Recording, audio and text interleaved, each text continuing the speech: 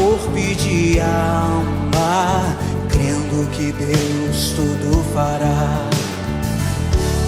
Como Maria, eu quero me entregar, de corpo e de alma, crendo que Deus tudo fará.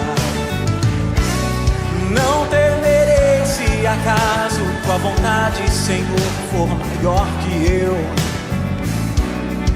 Se Maria acreditou, eu também o farei. E não temerei se acaso tua vontade, Senhor, for maior que eu. Se Maria acreditou, eu também o farei.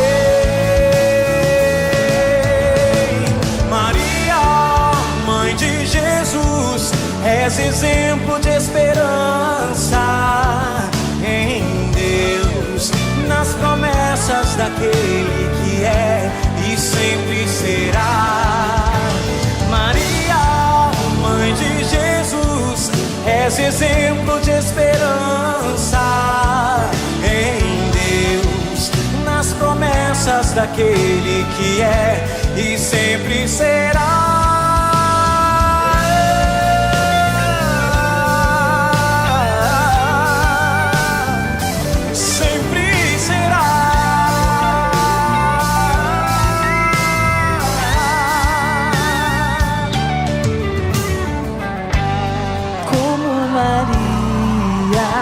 Eu quero me entregar,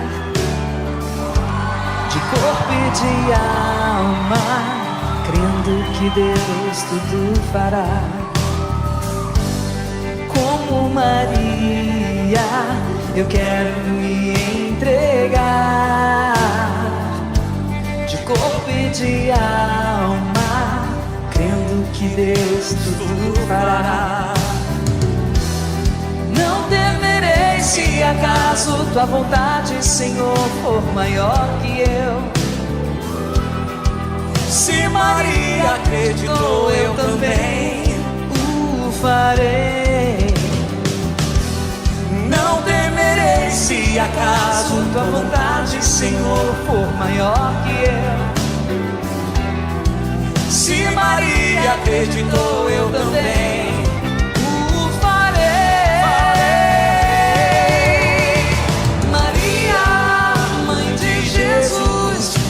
exemplo de esperança em Deus, nas promessas daquele que é e sempre será. Maria, mãe de Jesus, és exemplo de esperança em Deus, nas promessas daquele que é e sempre será. O Senhor dos senhores, teu Espírito exultou no Salvador. Tua alma engrandeceu o Senhor dos senhores, teu Espírito exultou no Salvador. Maria, mãe de Jesus, és exemplo de esperança em Deus, nas promessas daquele que é e sempre será.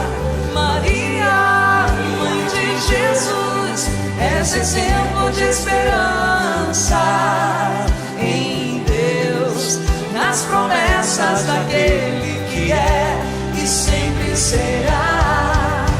Aquela que acreditou nas promessas do seu Senhor, aquela que acreditou nas promessas do seu Senhor.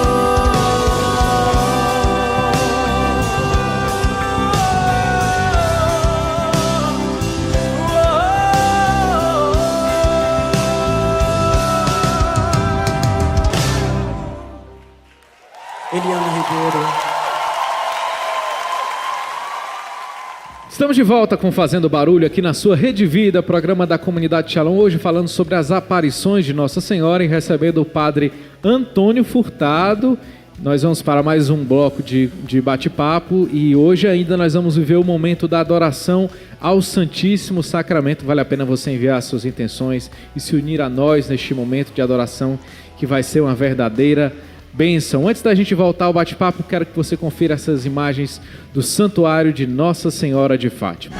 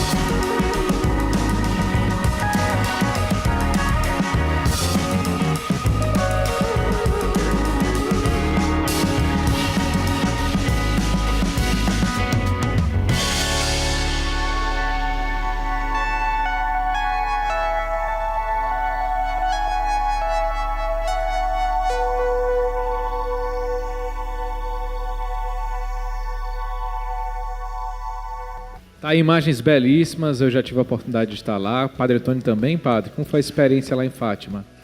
Rapaz, quando eu era criança, a devoção que eu conheci foi de Nossa Senhora de Fátima, né? Eu lembro que andava uma imagem no mês de maio de casa em casa e eu era aquele que tocava o sininho na frente. Então eu lembro que a minha primeira vez, em 1996, quando eu entrei no Santuário de Fátima, foi uma emoção... para mim, eu acho que o santuário mais emotivo, digamos assim, onde eu senti mais assim, emocionalmente a presença da Senhora é Fátima. Tive a oportunidade de passar 15 dias em Lourdes, servindo, trabalhando. Conheço Guadalupe, conheço La Salete. Eu acho que os santuários marianos do mundo, praticamente, eu já fui quase todos. Mas a experiência assim, de Fátima, ainda hoje, o silêncio daquele lugar é muito tocante, né? É muito forte. Importante a gente conhecer, porque a gente se prepara para viajar para tantos lugares, mas essas peregrinações preenchem o nosso coração, na verdade, padre. E aí nós vamos ter uma peregrinação, inclusive eu quero convidar eu, o Padre Almeida e o Padre Silvio, nós vamos estar numa peregrinação agora em maio. Então, vamos sair de Fortaleza no dia 29 de abril, vamos para os Santuários Marianos, Fátima, vamos para Medjugorje, serão 4 dias de Medjugorje, vamos para Roma. Quase ninguém sabe, mas Roma teve uma aparição de Nossa Senhora da Revelação, a um pastor da Igreja Adventista, que estava no campo preparando um sermão para contradizer o Papa que tinha feito o dogma da Imaculada Conceição. E ele guardava um punhal, que o sonho dele era matar o Papa com aquele punhal. E Nossa Senhora aparece, então, para aquele homem que era pastor protestante e está em Roma. Nós vamos visitar. E depois Terra Santa, né? A partir do dia 10 de maio. Se a pessoa não pode ir às duas, pode ir uma ou outra. Você pode obter informações mais detalhadas no meu Facebook e também na Rádio Shalom. Padre, ainda existe algo sobre a mensagem de Fátima que você gostaria de falar? Sei que você também vive essa devoção também nas missas, nas quintas-feiras no Shalom, né? Se faz todo o caminho do dia 13. Eu tive a graça de, realmente, uns 3 anos atrás, fazer todo dia 13, de maio a outubro, foram 6 aparições. O que é que Nossa Senhora falou em cada aparição? Inclusive eu escrevi um livro sobre isso. Você pode adquirir lá na Rádio Shalom. Mas por que Nossa Senhora apareceu em Fátima? A gente às vezes se perde na questão dos segredos de Fátima, do terceiro segredo, ou no milagre do sol, ou na visão do inferno. Mas o motivo pelo qual Nossa Senhora apareceu em Fátima, ela não disse em Fátima. Ela disse depois, quando Lúcia já estava no convento, lá na Espanha, em 1925. Eu vim para estabelecer no mundo a devoção ao meu Imaculado Coração. Então, muita gente, dia 13, veste branco, vai para a missa, esquece essas duas coisas importantes. Primeiro, a oração diária do terço. Segundo, os 5 primeiros sábados do mês. Nossa Senhora diz que, assim como há os 9 primeiras sextas-feiras do mês ao Imaculado Coração, ao Coração de Jesus, aos 5 primeiros sábados de desagravo a Nossa Senhora. Então comece. Eu já fiz essa experiência de fazer. Escolhe um mês. A partir desse mês eu vou fazer o primeiro sábado do mês. Você dedica 15 minutos de oração, meditando os mistérios, um dos mistérios do terço, faz companhia a Nossa Senhora.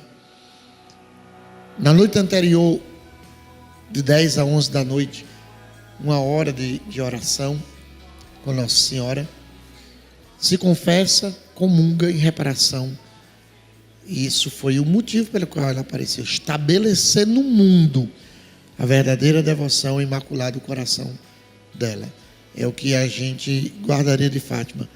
Penitência, terço, a oração do terço e os 5 primeiros sábados. Quando fala de Fátima, automaticamente eu lembro de São João Paulo II, que teve aquele atentado, e aí a bala daquele atentado ele colocou na coroa de Nossa Senhora de Fátima. Quem foi em Fátima, basta ir lá no museu, onde está a coroa, no meio está, dentro, no meio está a bala que entrou, e ele disse que uma mão amorosa desviou dos órgãos vitais, senão ele teria morrido naquele dia.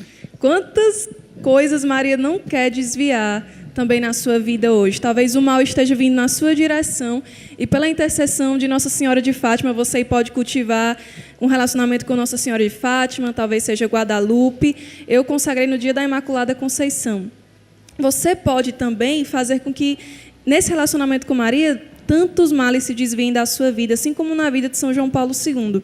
A gente foi dizendo aqui que não precisa ser super-herói, não. Maria vem para os mais fracos. Até o Padre Antônio disse que ele não era fiel ao texto. Eu disse, meu Deus, então ainda bem, ainda tem um jeito nessa vida, né? Então, Nossa Senhora de Fátima também é essa mãe que vai desviando os males da nossa vida para que a vontade de Deus aconteça. E essa história do desvio da bala tem todo um significado a partir mesmo do segredo de Fátima também, né? Que fala exatamente da figura do Papa, né? E que o homem de branco, né? O homem de branco. Bispo de branco. Bispo de branco. E no caso, o atentado a São João Paulo II aconteceu exatamente no dia 13 de maio do ano de 1981. Olha, a gente está um pouquinho, aliás, a gente está um pouquinho a mais do que o tempo que você é acostumado, porque graças a Deus nós ganhamos 1 hora mais hoje no dia de hoje, devido ao final do horário de verão. Então, quando chegou o horário da meia-noite, todos os relógios foram antecipados para 11 horas, voltou para 11 horas. Se você não fez ainda, faça aí, atrase seu relógio em 1 hora, então nós ganhamos 1 hora. Nós começamos às 11 de Brasília, meia-noite voltamos para 11 horas de novo, e agora vamos seguindo, e daqui a pouco vai ter adoração sim, você que está na expectativa aí da adoração, vai ter sim. Nós vamos conferir agora imagens da devoção a Nossa Senhora de Lourdes.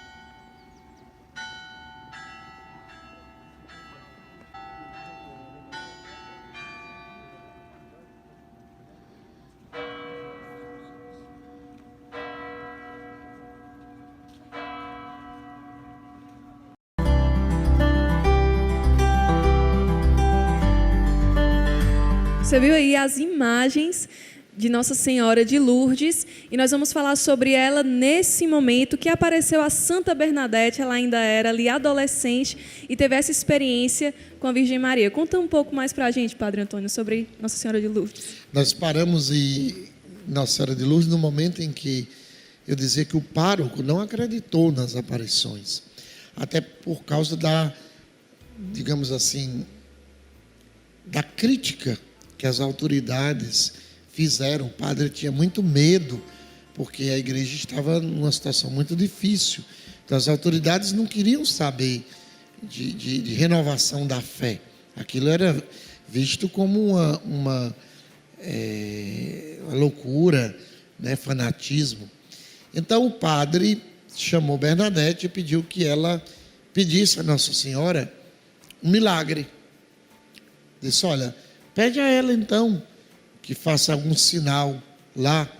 Inclusive, como ele já tinha informações de Guadalupe, ele pediu que ela trouxesse flores naquele período de fevereiro, inverno, gelo, e lá na gruta de Lourdes não tinha flores, né? Estava tudo com gelo, tudo seco. Então, quando Bernadette volta e pede a Nossa Senhora, Nossa Senhora não faz isso. Ela não atendeu, como atendeu ao bispo lá do México. Mas ela diz uma coisa para ela. Ela diz o nome dela. E ela diz: eu sou a Imaculada Conceição. Essa afirmação era impossível Bernadette saber. Bernadette não tinha como conhecer esse título, que era discutido pelos grandes mariólogos, estudiosos. Era um dogma que tinha sido 4 anos antes. 4 anos antes tinha sido proclamado, mas ela não sabia. Então ela vai até a casa do padre repetindo: eu sou a Imaculada Conceição, eu sou a Imaculada Conceição, sou a Imaculada Conceição.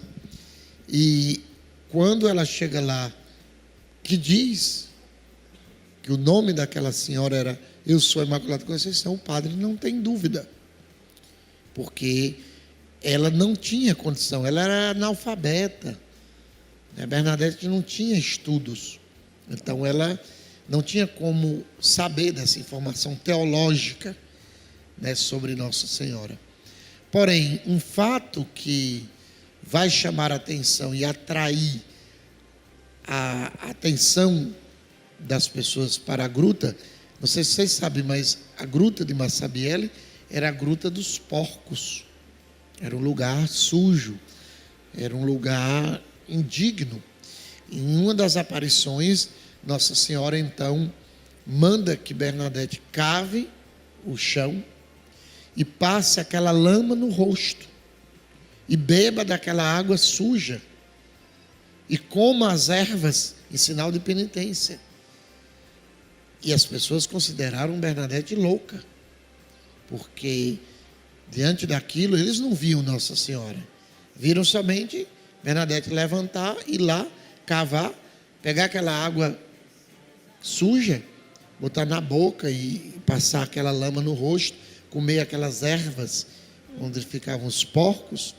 Só que acontece que tem um homem cego, e ele teve uma intuição de pegar, viu que ali nasceu uma fonte, e ele então lava o rosto com aquela água e ficou curado da cegueira.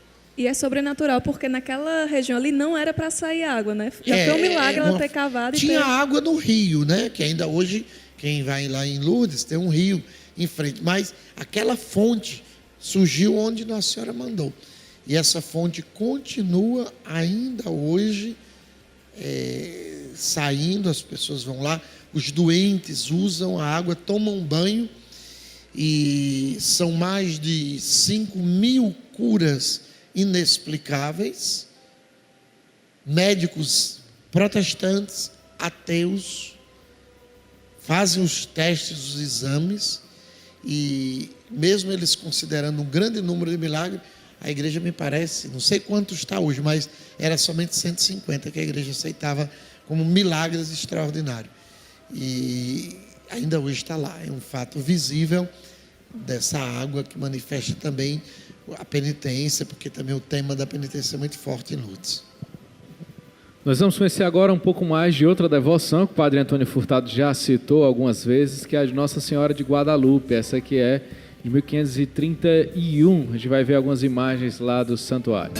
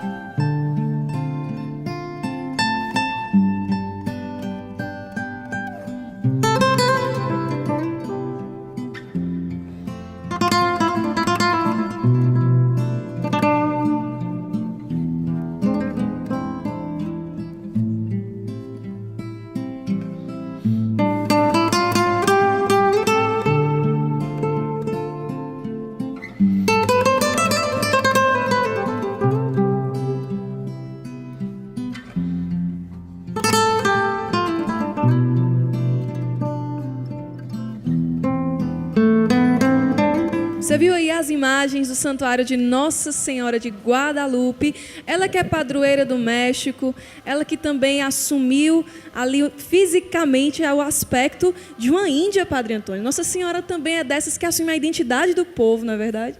Com certeza. É um dos sinais da mariofania, das manifestações marianas. Porque se ela aparece em Portugal, ela vai aparecer como uma pessoa que é possível ser reconhecida naquela região. Quando ela apareceu em Quibel, na África, ela aparece morena como os africanos, negra como os africanos. Se ela apareceu na China, tem as características do povo chinês. Agora, você falou de santuário. Uma curiosidade, vocês sabem qual é o maior santuário mariano do mundo? Não. Quero saber. O maior santuário mariano do mundo se encontra no Brasil. É o nosso santuário de Aparecida. Maior no sentido de tamanho, menos 1 metro do que São Pedro, porque não poderia ser maior do que a Basílica de São Pedro. Então, a Basílica de Aparecida é 1 metro menos do que a Basílica de São Pedro, é a maior basílica do mundo. Porém, o santuário que mais recebe fiéis peregrinos do mundo é Guadalupe. São 32 milhões ao ano de peregrinos. É o maior santuário a nível de número de peregrinos. O segundo, Aparecida. Nós já chegamos aí a 14 milhões. 11, 12, 14 milhões Aparecida. Depois vem Fátima, com 7 milhões. Depois vem Lourdes, com 7 milhões. Depois vem Fátima, com 5 milhões. E Medjugorje, que hoje é um dos santuários que reúne também muita gente. E onde é que está a maior procissão mariana do mundo? Também não sei não. No Brasil, a procissão de Nossa Senhora de Nazaré, lá em Belém do Pará. E eu diria também que a nossa procissão de Nossa Senhora em agosto aqui, que também já chegou a 2 milhões de pessoas. A Caminhada com Maria, que Caminhada com Maria. A Arquidiocese de Fortaleza promove. Padre, fala um pouco sobre essa história de Nossa Senhora de Guadalupe. O que aconteceu no México naquele ano de 1531? Em 1531, o México está vivendo aquele processo que o Brasil viveu em 1500. Quando chegam, os espanhóis e começam, digamos assim, a conquista do novo continente. E ali eles encontraram uma sociedade que era bem avançada, né? Inclusive em construções, né? Ainda hoje você pode visitar, um povo que era bem preparado, digamos assim, e muito hostil. Então, qual era a missão dos conquistadores? Realmente conquistar pela força. E eu diria que ali aconteceria uma carnificina, se não fosse pela intervenção. A igreja já estava lá, o México já tinha um bispo, inclusive, se tentava fazer uma catequese. Juan Diego era um índio convertido, mas essa conversão não acontecia. Eles eram muito arraigados à tradição da religiosidade pagã deles. Porém, tem um fato de que na história deles, eles adoravam uma serpente. E essa serpente exigia sacrifícios humanos. Então existia uma espécie de pirâmide. Isso foi até retratado num filme, Apocalipse, né? Me parece o nome desse filme. Onde eles arrancavam o coração da pessoa viva e ofertava a divindade e depois jogava lá de cima da pirâmide. Mas existia a tradição que um dia o Deus iria mandar a sua mãe e ela iria pisar a cabeça daquela serpente que fazia tanto mal, que eles temiam e que faziam sacrifícios humanos. Então, quando o Juan Diego tem a experiência com Nossa Senhora, uma jovem que lhe aparece e pede que ele vá ao bispo para construir uma capela naquela região, Tepeac, né? Eu tive a oportunidade de ir lá, um pequeno monte. Ele vai ao bispo, só que ele era um índio e o bispo não deu crédito. A igreja é muito prudente quando se trata de aparição, né? Eu tive que ser muito prudente quando ouvi falar da Nossa Senhora do Mel. É normal, a igreja é prudente, ela não acredita. E na primeira vez o bispo praticamente dispensou.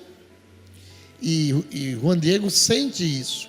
Tanto que na segunda vez, Juan Diego muda de caminho, vai para uma outra estrada, porque ele pensava que aquela jovem morava ali, né? Ele escuta o canto dos pássaros e vê aquela jovem, e aí Nossa Senhora aparece naquela outra estrada. Ele diz: olha, o bispo não quer saber não, olha, e eu estou apressado, meu tio está doente, eu estou indo lá na vila atrás de um padre para dar unção dos enfermos.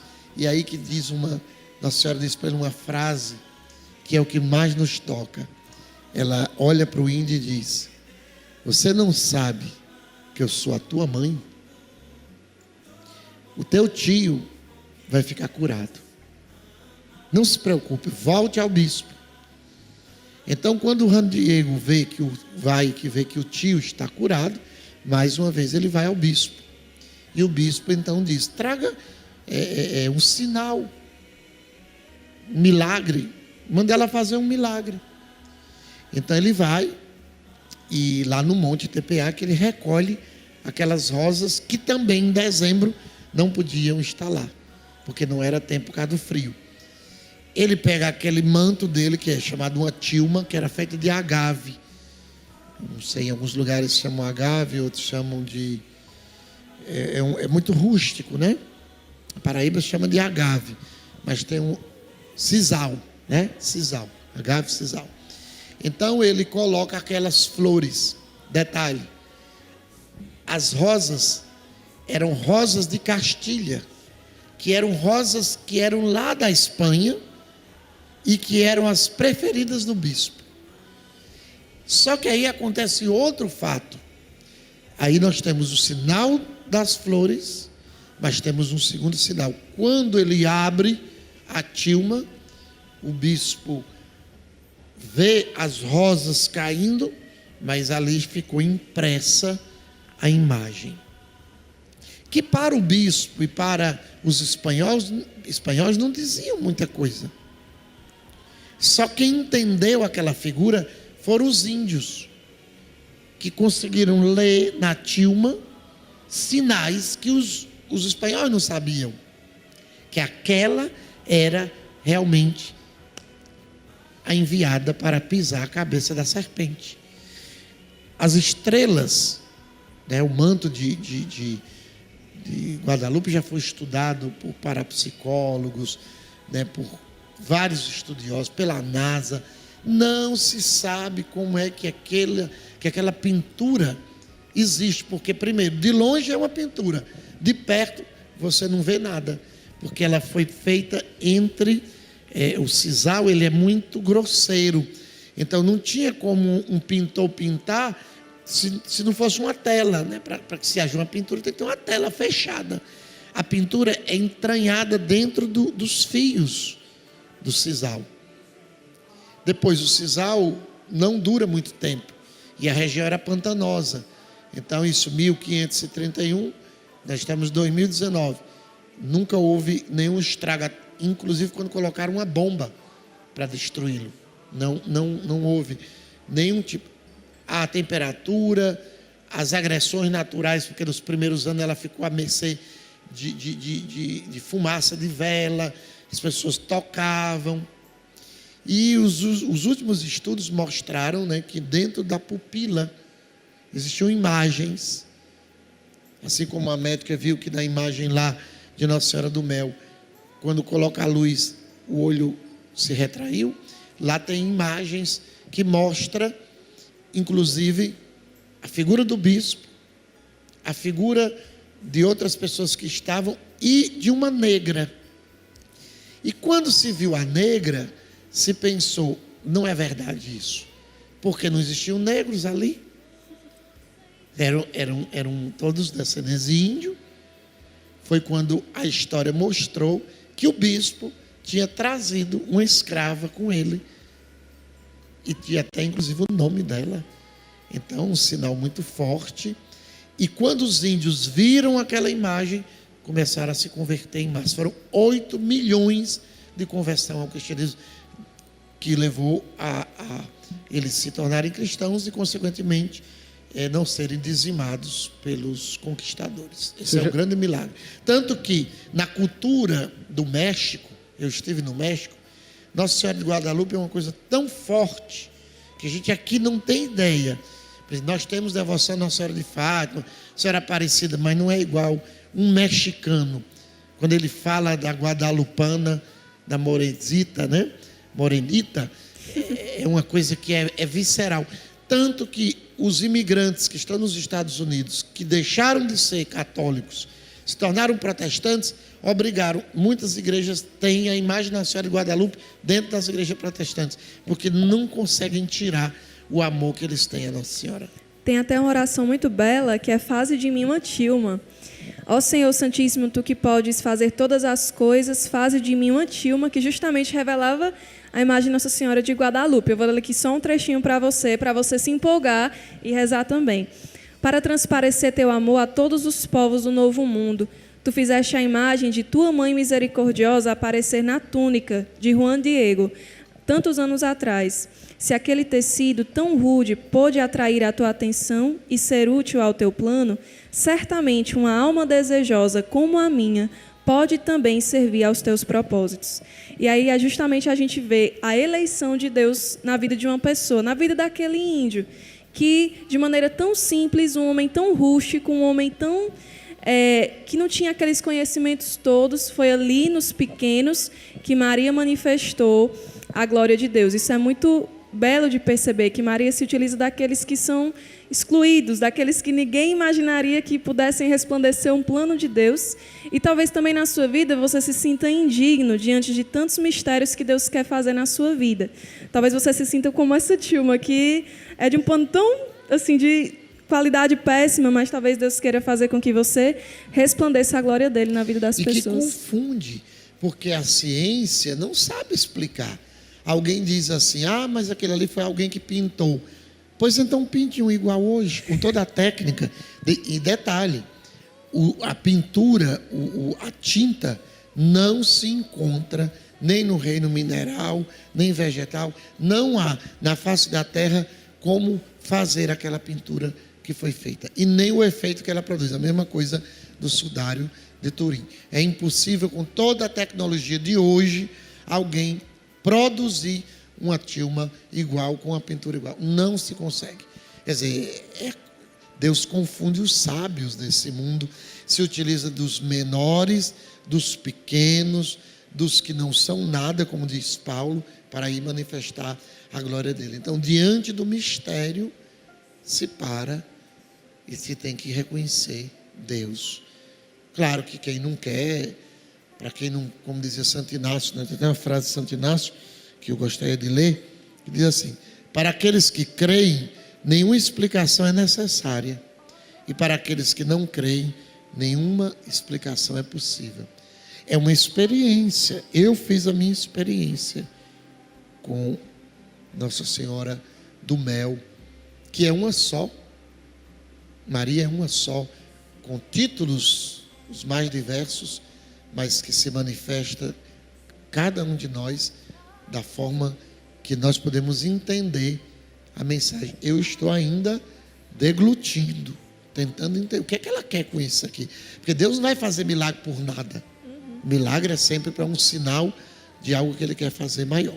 E Ele quer fazer muitas coisas, vai fazer hoje ainda nas nossas vidas, através da adoração ao Santíssimo Sacramento, que sempre é o momento mais esperado deste programa. O Padre Antônio Furtado vai conduzir a adoração daqui a pouco. Você pode enviar suas intenções, colocar suas intenções de oração nas nossas redes sociais, no nosso WhatsApp, que a gente vai estar recebendo e rezando junto com você, tá certo? A gente vai voltar já já no próximo bloco, intervalo rapidinho, a gente volta aqui já com a adoração ao Santíssimo Sacramento aqui no Fazendo Barulho.